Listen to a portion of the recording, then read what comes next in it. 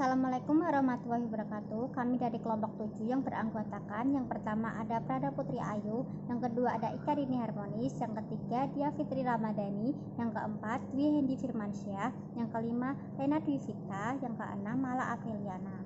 Kami akan mempresentasikan hasil diskusi kami yang berjudul Team Building. Berikut akan dijelaskan oleh kelompok kami.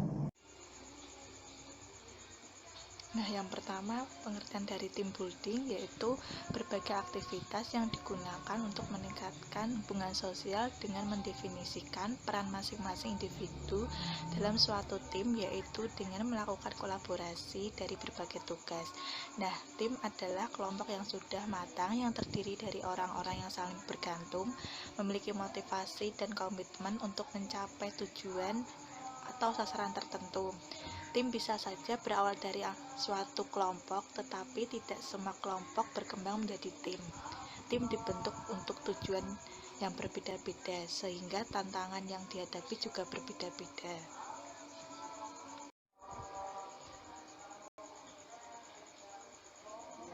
Nah, yang kedua, jenis-jenis tim menurut DAF. Yang pertama, tim formal. Tim yang dibentuk oleh organisasi sebagai bagian dari struktur organisasi formal.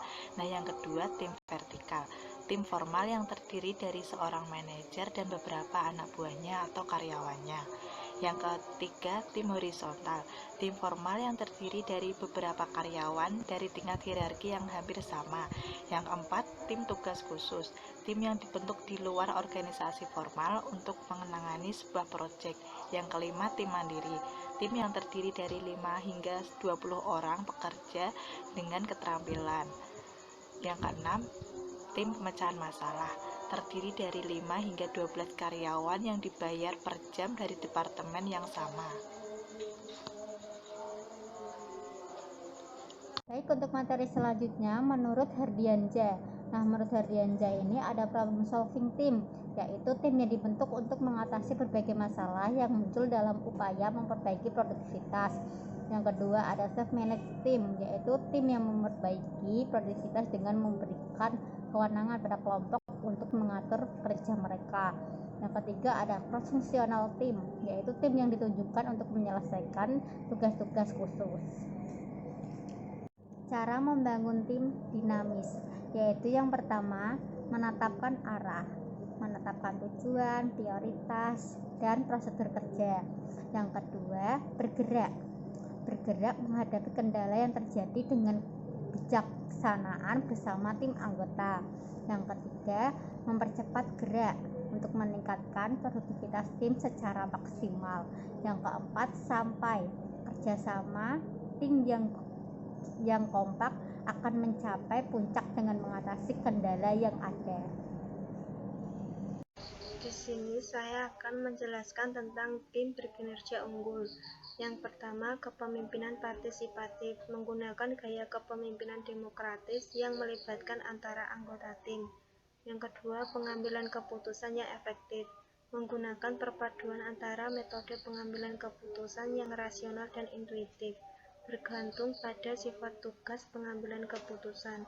Yang ketiga, komunikasi yang terbuka dan jelas, memastikan bahwa tim saling membangun makna bersama, menggunakan metode dan saluran komunikasi yang efektif. Yang keempat, keberagaman yang dihargai, menghargai keberagaman pengalaman dan latar belakang dalam tim, berkontribusi pada keragaman sudut pandang yang mengarah pada pengambilan keputusan dan solusi yang lebih baik. Yang kelima, saling percaya, mempercayai anggota tim lain dan mempercayai tim sebagai entitas. Yang keenam yaitu mengelola konflik, menangani konflik secara terbuka dan transparan dan tidak membiarkan dendam menumpuk dan menghancurkan moral tim. Yang ketujuh, tujuan yang jelas, tujuan yang dikembangkan menggunakan kriteria SMART. Juga setiap tujuan harus memiliki makna pribadi untuk setiap anggota tim, membangun komitmen dan keterlibatan. Yang ke-8, peran dan tanggung jawab yang ditentukan. Setiap anggota tim memahami apa yang harus mereka lakukan dan mereka tidak lakukan untuk menunjukkan komitmen mereka kepada tim dan untuk mendukung kesuksesan tim. Yang ke-9, hubungan koordinasi, yaitu Ikatan antara anggota tim memungkinkan mereka mengkoordinasi pekerjaan mereka dengan mulus untuk mencapai efisiensi dan efektivitas. Yang 10 yaitu suasana positif, budaya tim secara keseluruhan yang terbuka, transparan, positif, berfokus pada masa depan, dan mampu memberikan kesuksesan. Cara pembinaan kinerja tim yang efektif. 1. Membangun kepercayaan dan saling menghormati. 2. Mengatur ekspektasi bersama. 3. Pemimpin tim yang dapat memfasilitasi komunikasi di antara anggota tim. 4. Melihat sisi positif dari perbedaan pendapat. 5. Pengkajian performa tim dan umpan balik. 6. Menanamkan sikap saling memiliki dalam kelompok. Membangun kebersamaan tim. A. Berorientasi pada persamaan. 1. Anggota tim berorientasi pada persamaan. 2. Mengandalkan pada semua anggota tim. 3. Kepercayaan kepada semua anggota tim. 4. Meningkatkan produktivitas. B. Berorientasi pada tujuan. Pertama, anggota yang berorientasi pada tujuan kelompok kecil. Kedua, keseluruhan anggota tim berorientasi pada tujuan masing-masing kelompok. 3. Anggota tim mengakui bahwa masing-masing memiliki tujuan. Dan terakhir, keempat, keunikan anggota kelompok yang muncul segera dapat diatasi. Materi selanjutnya yaitu membangun kebanggaan tim yang dinamis. Tim dinamis akan senantiasa mempertahankan kinerjanya secara maksimal guna mencapai prestasinya. Oleh karena itu, perlu dilakukan usaha untuk memotivasi tim secara efektif agar mampu membangun kebanggaan terhadap tim. Salah satu cara efektif untuk membangun kebanggaan terhadap tim adalah melalui motivasi, yaitu dengan membangun semangat anggota-anggotanya. Faktor-faktor yang harus diperhatikan dalam pemeliharaan tim agar anggotanya mampu membangun kebanggaan adalah sebagai berikut. Yang pertama, memotivasi anggota tim untuk berkomitmen. Dalam tahap motivasi ini, terlebih dahulu tentukan faktor-faktor yang dapat mempengaruhi orang tersebut termotivasi dengan baik. Tanpa mengetahui hal tersebut, proyek besar pun belum tentu dapat menjadi stimulus. Setiap individu memiliki motivasi yang berbeda-beda. Misalnya ada orang timbul harga dirinya dengan menghargai kinerjanya, tetapi orang lain belum tentu demikian. Memotivasi anggota tim yang tidak termotivasi. Tidak semua anggota tim memiliki motivasi yang sama. Ada anggota tim yang produktif, ada pula yang enggan berpartisipasi secara aktif. Untuk itu diperlukan berbagai strategi yang jitu, di antaranya yang pertama, dapatkan nasihat dari mereka. Yang kedua, jadikan mereka guru. Yang ketiga, libatkan mereka dalam presentasi dan delegasikan kepada mereka proyek yang besar. Selanjutnya ada prosedur team building. Prosedur team building di sini dibagi menjadi 4. Yang pertama yaitu visi. Tim building yang kuat haruslah yang memiliki visi yang sama. Adanya kesamaan visi membuat langkah dalam setiap individu bisa sejalan. Visi tersebut tentunya dirumuskan bersama oleh pimpinan dan anggota tim. Dengan menetapkan visi, maka akan terlihat pula target yang hendak dicapai dan langkah-langkah apa saja yang akan dilakukan untuk mencapai target tersebut. Yang kedua, program. Setelah mendapatkan visi bersama, maka yang harus dilakukan selanjutnya adalah menyusun program. Program ini dimaksud sebagai panduan dalam bekerja dan menetapkan setiap langkah yang akan diambil untuk menjalankan program tersebut. Program yang terencana dapat mengarahkan tim building pada target yang tepat. Selain itu, dengan adanya program ini dapat menunjukkan sejauh mana keberhasilan pemimpin dalam melaksanakan tugasnya bersama tim. Pembentukan program yang tepat menjadi unsur penting dalam membangun tim building, karena dari sinilah semua rencana kerja akan direalisasikan oleh teamwork.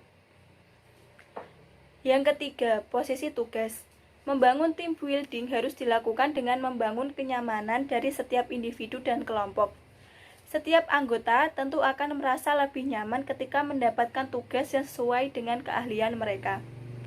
Di sini peran pimpinan menjadi sangat penting karena ia dituntut untuk jeli dalam melihat kemampuan setiap personal yang ada. Karena yang kelak akan mengeksekusi visi dan program yang sudah ada adalah para personal teamwork.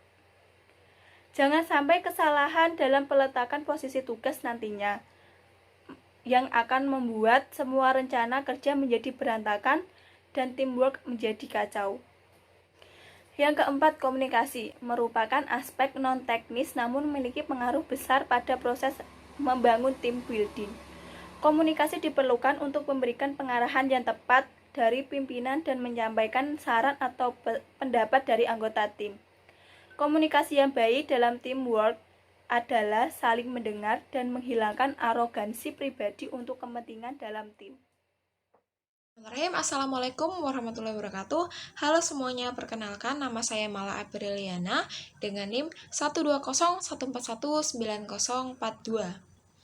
Baik, saya akan melanjutkan penjelasan dari teman-teman saya mengenai team building.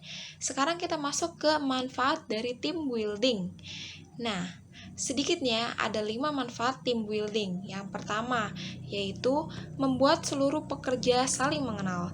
Kedua, meningkatkan komunikasi. Ketiga, meningkatkan kerjasama tim.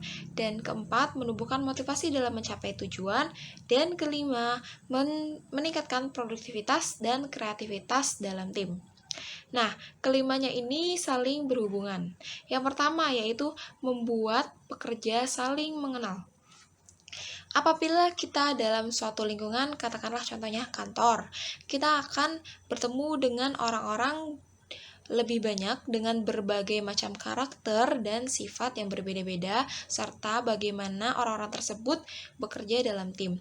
Nah, dengan team building ini kita akan lebih bisa mengenali orang lain dan membuat kita akan lebih terbuka, sehingga menaruh rasa percaya kepada orang lain dalam kerjasama tim. Nah, jika kita sudah saling mengenal, kita sudah saling nyaman dengan orang lain, dengan orang dalam tim tersebut, maka komunikasi pun akan meningkat.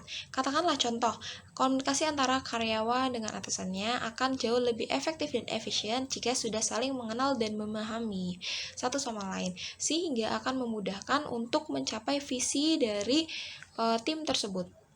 Kemudian, jika komunikasi sudah bagus, sudah saling mengenal, maka kerjasama tim pun akan meningkat.